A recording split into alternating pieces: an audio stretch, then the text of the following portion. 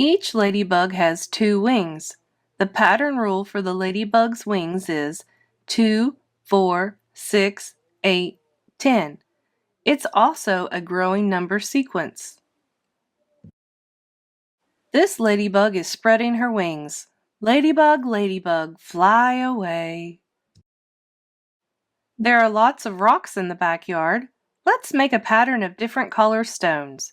White, gray, white, black is the pattern rule here. Now let's make a number sequence that counts by 3, 3, 6, 9, 12, 15.